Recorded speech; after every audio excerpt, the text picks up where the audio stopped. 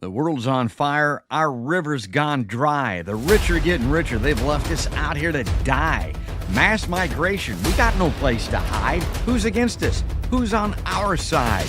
Are they too dumb or are they just in on it? Liars and cheaters, a red-hot grip. Ditch the gaslighting gas bag that speaks in code. He's a faker, a shaker, a pontificating pantload. In this house of mirrors, we've hit the wall before it's too late. Let's go. Come on, y'all. It's border to border and coast to coast. It's real, it's facts, and it ain't no hoax. It's Podcast by George, and it's showtime, folks.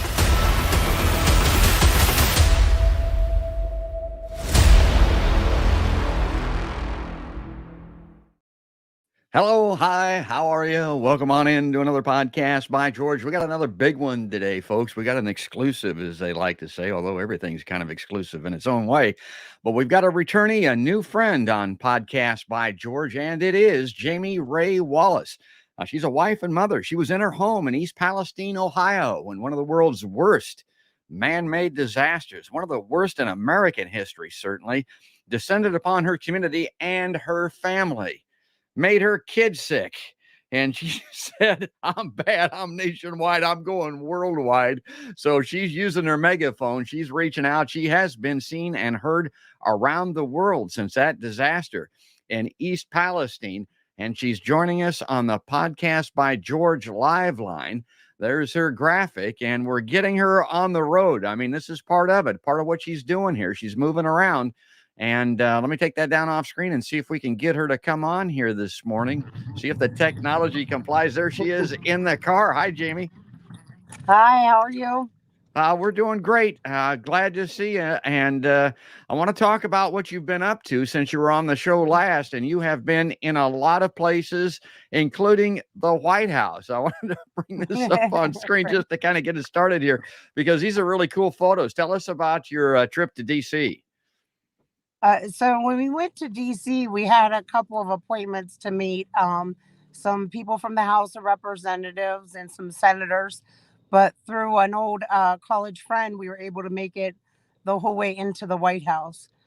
This picture here is actually the West Wing. Yeah, and then I've got this other shot here. Now, this is from inside. What's this here? That was just, we were coming out of our meeting and we were out in the hallway, and I liked that eagle. But that's actually my fiance and I on the one side. The other side is Daniel Winston, who is our co-director of River Valley Organizing, and Justin is our communication director of RVO. Okay, so for people that may be seeing you the first time around, I laid a little bit of groundwork here, but it's very important, and it has to do with this trip to D.C. and everything else that you've been doing. Now, you were one of the folks stricken there in East Palestine. You got out, and you've been sounding the alarm ever since. You've met with some resistance most recently. I want to talk about that as well, but that's what this trip to the White House was all about. And also, you've been on Fox News. You've been on MSNBC. I've got a clip of that here. Let me bring this up on screen, and then we'll talk about that afterwards. Do you trust all the testing that's being done by the government? Do you think it's actually as safe as the government says it is? Absolutely not. I'm not a scientist, but I can tell you right now that the air we're breathing and the water in the creeks and the soil are not safe. I am watching all of my family members get sick. We weren't a community that started out sick and now we're getting better. We were a community that was told that everything was safe. We felt fine. We moved back into the community, and now we're just getting sick, and people are getting sicker. And if we don't do something, it's going to end up in death. Well, that kind of sums it up. And, when we talked on the show before, Jami, I mentioned that the media is going to move on. They don't, if it scares, it airs. If it bleeds, it leads. I mean, they do this, and then they kind of create national amnesia by moving on to other issues. I'm going to continue to cover this thing, but this situation in East Palestine is far from resolved, right? Right. There's still thousands of pounds of dirt that is toxic laying in our town because they can't find anywhere to take it. And actually, the day after we were in D.C., Governor DeWine put out a letter where he talks about the growing concern for people's health the longer that soil is just sitting there. There are reports now coming out from, I believe it was the state of Indiana, had tested some of the soil because they were trying to bring it in there to get rid of it, and it's full of dioxins, which are, a known carcinogen, one of the worst that there are. And I saw, and maybe you saw this or you're aware of this. I saw a scientist say that that polyvinyl chloride stuff, whatever that was burned, that when it burns, it creates one of the most toxic substances Mhm. known to mankind, period, when it's burned. And of course, they set that stuff on fire in a trench. It did burn. I mean, is that correct? Have you heard that? Yeah, I mean, I know that they were talking about phosgenes and also Yeah. these dioxins um, that are created when these chemicals are burned. So one thing that I did learn at the Senate hearing was they were only supposed to explode one tanker. They ended up exploding 5 of them, knowing what it was going to create. The problem was if they didn't empty the contents into a ditch and catch it on fire, they were afraid the tanker would explode. If it would have exploded, it would have blown shrapnel for over a mile radius around where the rail cars were. So the only thing they prevented by doing this, what they're calling a controlled burn, it wasn't controlled, but was not the pollution. They couldn't prevent the pollution. They only prevented the shrapnel from, going in the mile radius. And I have And they seen covered, some. Yeah, real go quick, ahead. after they used this ditch, they popped a hole in the side of the tanker, they put all the chemicals into the ditch, and then caught the ditch on fire. So what Norfolk Southern did was they took that ditch and covered it with gravel and laid the tracks on top of it. So how they were able to do that with no one noticing, the EPA didn't come out and say that until after they had covered the ditch. And right now they are removing the tracks, but only one side at a time. We have tracks that run parallel, usually in opposite directions. Um, the EPA admitted that when they dig up this dirt, it's going to release gases. And again, I'm not a scientist, but if you're digging up toxic gases right next to where a train's running, it's just blowing that stuff everywhere. And that's why right now they did a voluntary evacuation. Well, I'm not a scientist either, but I do have a modicum of common sense. I grew up on a Right. farm. I understand dirt and the porous nature of it and that sort of thing a little bit. And my take on this is if you want to create a slow leach of a substance, put it in a trench and Right. bury it. I mean, that's how you will create a slow leaching of anything. I mean, and of course, these are extremely toxic chemicals moving through the soil, but then also moving into groundwater. I mean, that's the horrific part of this. And that means that this could last forever.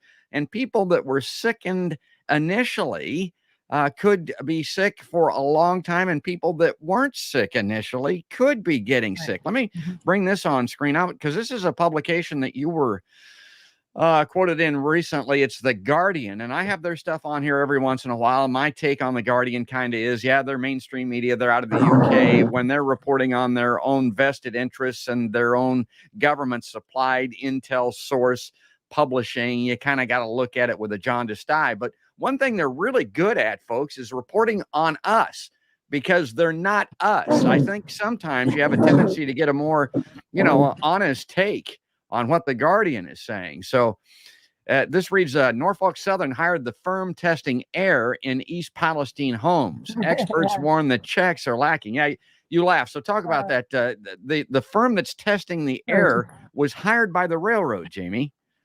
Right. And that's something that actually Chris called out to them when they came to our house to test the air, was they wanted us to sign this waiver allowing them in our home.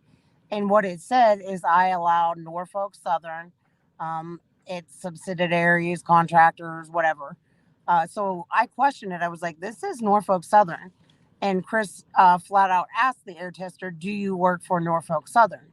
And she said, no, my paycheck comes from C-Tech, I think it's called. So he was like, but Norfolk Southern pays them. So technically you work for Norfolk Southern.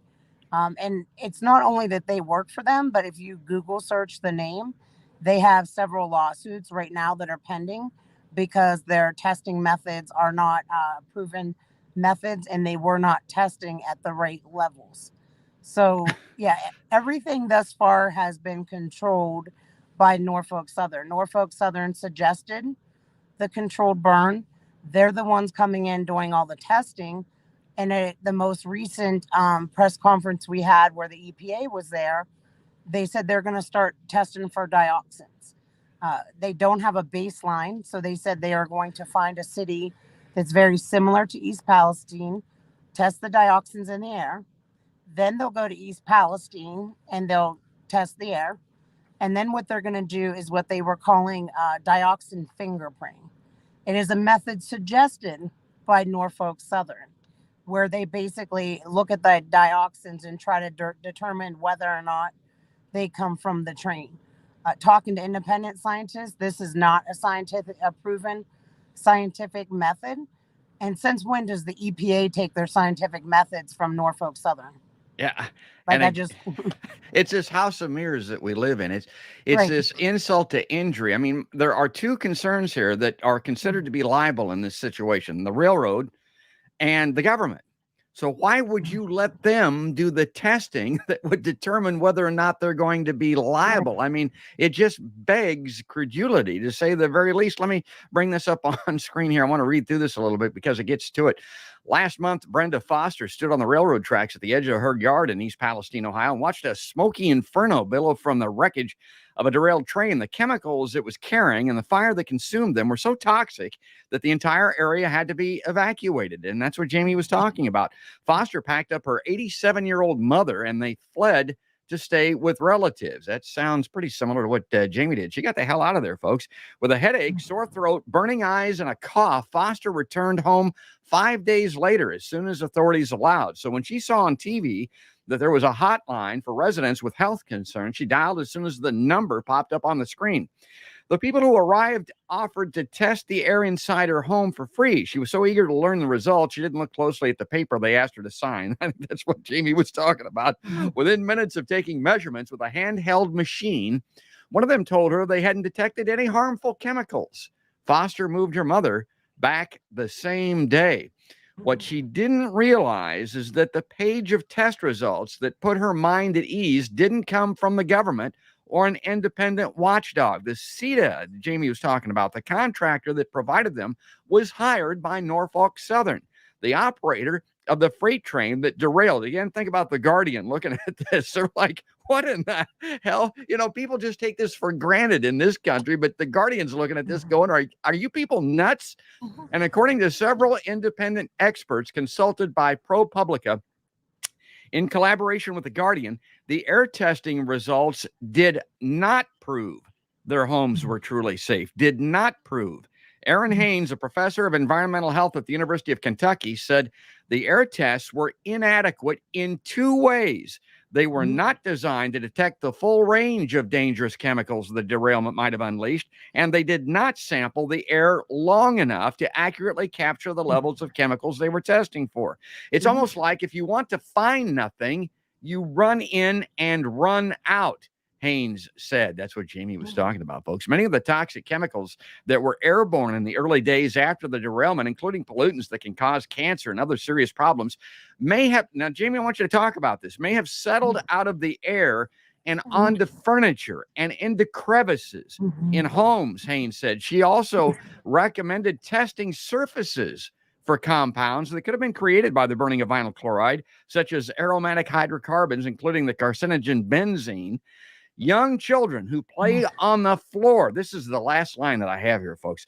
Young children who play on the floor are especially vulnerable, Haynes added. Man, that made me think of your daughter, Jami. What do you think? Well, that's what they were doing, just walking through your house real quick. And this particular chemicals are low lying.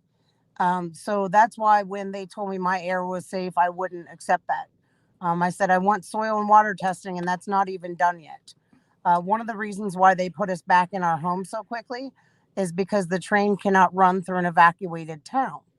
They had trains waiting 15 minutes down the road to run through our town as soon as they lifted that evacuation. So our homes are not safe. The railroad just wanted to get up and running. The same reason why right now They say in there that some of those gases would be gone, but they're digging that soil back up, as I said, and they said those gases are going to be released. They did a voluntary evacuation because then they don't have to shut the railroad down. So this isn't about our homes being healthy or our town being healthy. It's about money and getting those trains back up so that Norfolk Southern can line their pockets. Yeah, follow the money. Ain't it always about the money? Follow the banking, follow the oil. I mean, that's what this is always all about. It doesn't matter if you're talking about Ukraine, folks, or East Palestine, Ohio. Okay, one thing I like now, Jamie, I want to say this. I know you guys are on the road. You tell your husband if you got to break this off, you just do it. But this is from a frequent commenter on my page here, and it's going to be a nice segue into what I want to talk about next. And it is from John Roberts. He says, any idea on how many people have left East Palestine since the derailment? Do you think they will ever come back? Well, some people didn't leave, and I think some people are starting to come back, and that's going to be the next issue we're going to talk about here, Jamie. Update us, would you? Well, right now, there are still a number of people that left during this voluntary evacuation, but there are also still a lot of people there. Part of the reason is this a voluntary evacuation is not even the entire zip code of East Palestine. They're only doing the voluntary evacuation again for that 1 mile. People are getting sick up to 15 miles away. So there are still people stuck there that want to leave and can't leave. One of the things we're battling right now are the small businesses in town. These businesses are owned by families. They've been in families for years, or people have invested their entire life savings into these small businesses. So what they're doing right now, I feel, is exactly what the railroad's doing. They're bringing people back into town. This or trying to. This stuff is still actively going on. People are actively sick. People are actively out of their homes. It's known now that they're not doing the proper testing.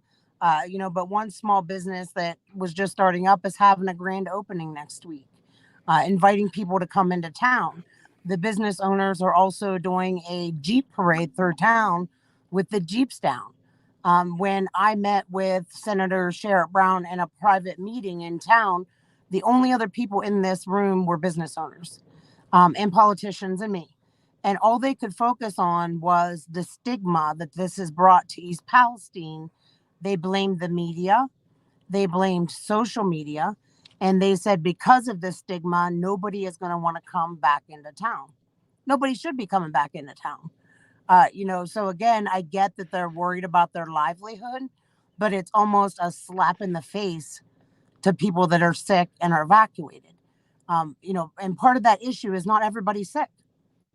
It's affecting everybody in different ways, but as I said to one of the small business owners, I don't care if my kid was healthy and your kid was sick, I would still be fighting for your kid. Yeah. And it just depends on where you live in town, your immune system. I'm a redhead, fair complected. So, I have sensitive skin anyway. So, it's affecting my skin probably more than it's affecting someone else's skin. So those are just some of the things we're running in and some of the things that I expressed when I was in DC. Yeah, you're what we call a ginger. I don't think that's a negative term. I know exactly what. But it reminds me of the whole COVID conversation and everything. A lot of people, well, it's the old people that get. What the hell? I mean, some of these people fought in big time wars, defended our country, did all this. I don't care if they're old. I mean, I don't care if they're gingers. And I'll tell you what, you just encapsulated and put in a thimble really what I've encountered since I started this show, this podcast. And people ask me why I do it. And it's because I want to be on the left to give visibility and voice to people like you, Jamie, because that meeting that you were in with the politicians and the business owners and all of that type of thing, they're getting all of the voice and visibility that anyone could ever want. Right. That's why we've got this situation with brainwashing, with gaslighting, with propaganda in our community. Now, the one thing I want to bring up on screen here, people think, well, maybe they're not following it this closely and they think that it isn't this bad. I know you've seen this before. Now, this is a clip from Fox and everyone, oh God, Fox News. Yeah, I don't care. I'll get my news anywhere where I can get it. This is just, they just happen to have the camera on at this town hall. Now watch this thing. Okay, for me to take my kids into my house. When after 30 minutes I'm there, I throw up. Skin fell off my hands from grabbing the machines when I went back to work. and I couldn't breathe, and I quit my job. Do I have to wait until I have cancer, or my kids are sick, or my grandkids are sick, before you guys are going to do anything? Get us out! I'm begging you, by the grace of God, please get our people out. Has there been any talk about relocating people? There is not.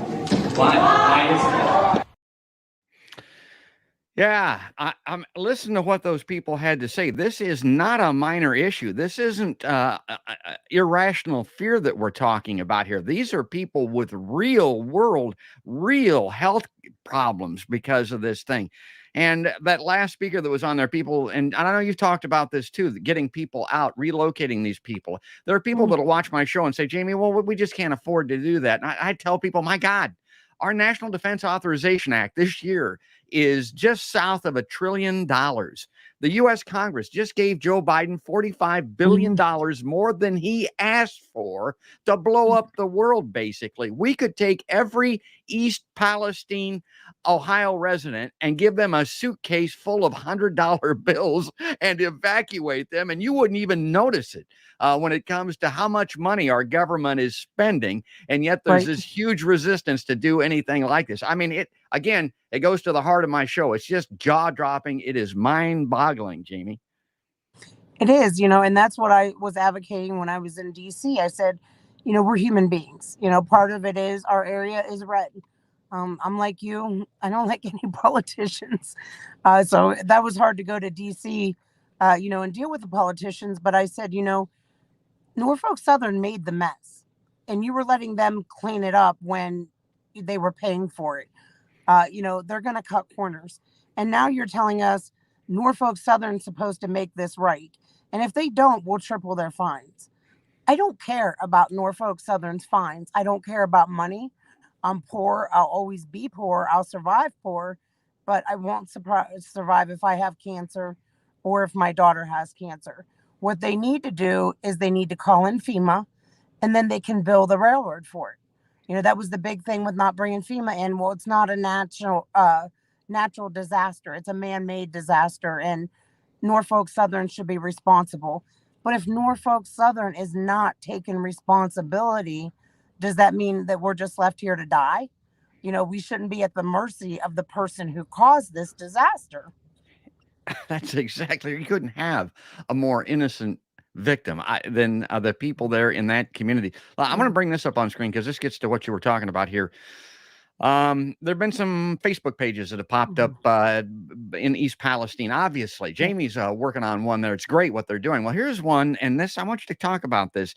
You say, dear moderator of East Palestine Talk, you are not posting things submitted by the community to your page. You are censoring your page to change the narrative of our town. It will not stop us from speaking the truth.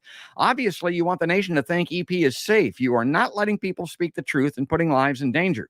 I'm glad you're the one to decide whether residents are allowed and not allowed to say this will not silence our voices. You can keep sitting behind your keyboard and supporting lies, but you will be exposed. Okay, that's great stuff, Jamie. But here's what I would say, because I've had these mentioned the Twitter files and what Matt Taibbi was testifying on before Congress earlier. And I'm a big First Amendment, full disclosure, advocate. And here's the rule of thumb that I would tell everyone far and wide when it comes to deciding whether or not something should be censored. Publish it. I mean, unless it's openly and obviously illegal, publish it. We all benefit if more information is in the mainstream, if more people know what's going on. But they're already kind of clamping things down in East Palestine. And given what's happened there, again, that's jaw-dropping, Jamie.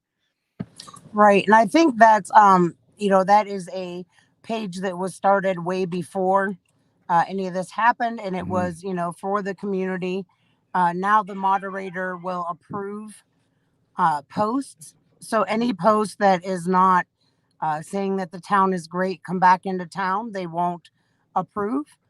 For example, the reason why I wrote that post is one of my girlfriends was posting a picture of the filter, the air filter from her car.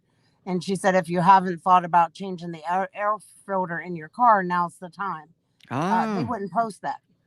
So it's almost like one of the small business owners runs that page And again, they're trying to control the narrative by only letting certain people's posts get on there. Well, that's a great point. And again, just to clarify here, now we're not talking about the engine air filter. That probably wouldn't hurt anything either. We're talking about the cabin filter, Right. that's on Yeah, that's modern what cabin- cars that filters the air that comes into the cabin. Change that thing. Right. You know what? They're only a few bucks. They're not expensive. So I mean, that is really great advice and something that I hadn't thought of. Well, I've got these clips. I wanted to bring this up, and I want to point people towards this more perfect union. .us page where they've already got a documentary, and it's with an East Palestine resident that's put this thing together. It's really good. I'm just going to air the opening few seconds of it here, but it again gives you an idea of what's happening and how severe this thing is. Watch this, folks. I got a neighbor, and right now he's puking blood because he works right there in the main part of it. People are going back to work because they have to. They need that money. Not like these big boys in North Fork. They're sitting behind a desk or sitting at home, kicked back in their chair, enjoying themselves. Because they got the money coming in. Do they care about us? No, they don't even care about their own employees. Sometimes a disaster is so overwhelming that it shocks people out of their political corners and brings really big problems into focus. That's what it's like in East Palestine. I grew up in this county. I live 2 counties south on Route 7. The last time I was in East Palestine was for the Sweethearts Dance in 2007. I came back to find out what happened when a nearly 2-mile-long Norfolk Southern train carrying hazardous chemicals derailed and was detonated in spectacular fashion on the edge of town.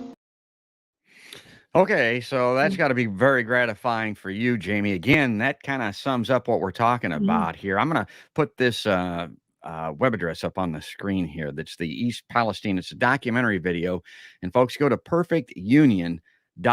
You got to like that, Jamie. We actually spoke with him. Ah. At the towards the end, you'll see there was about 6 or 7 of us sitting there, kind of like in a panel that we spoke to him. And the gentleman that you just saw opening, I actually met at the assistance center. They were the police were asking the guy and his neighbor to leave. His neighbor was a younger gentleman. He came in to help the older man because he's illiterate. He can't read and write. So his neighbor came in to help him. And the neighbor kept asking, like, what chemicals is he being exposed to? What chemicals are these? He wasn't being combative. He just was being persistent. And that's the video I think you were talking about last time where they asked me to quit video recording inside of the assistance center. Yeah, I've got that. Again, censorship, restriction of free speech. People completely have forgotten and don't seem to understand what the First Amendment is in this country. And it's not just people in the community center in East Palestine, folks. It's in a U.S. House hearing. Go look out, check out the clips of Matt Taibbi testifying in front of the House this week. My God, it really is kind of shocking what's going on. Okay, well, we've taken a lot of Jamie's time, and she's extremely busy here. Can I tell you one more quick thing? Yeah, please. No, you take all the time you want. I want to tell you about our trip to the White House. Yes. When we went into the White House, we spoke to the senior advisor of public engagement, senior advisor for rural communities, and another gentleman. He was the director of a really long title. Basically, it was environmental and in particular plastic chemicals. So when we left, we had a phone call from the White House. We are now going to have weekly meetings with somebody from the CDC and the EPA via Zoom. Us meaning Chris and I and our RVO organizers. We also are going to send a report to the White House weekly, just kind of detailing what's going on the ground. And there are big changes coming, maybe not just locally or statewide, but nationally, in regards to the lack of communication to the presidential administration on what was really going on in our community. Well, let's hope they snap to and get, because they do have a tendency to move kind of slow. What would you prioritize? What would you tell them needs to be done today, immediately? Needs to have been done a while ago, obviously, but right now. Get people out. Like that. I can't stress that enough. Like I said, there's still people that are in the community that can't leave, that are sick. Kind of like I said in that MSNBC video, does this have to, does someone have to die? Do one of our kids have to die before people pay attention? So yeah, get people out. All right, that's great. We'll check in again Thank because you.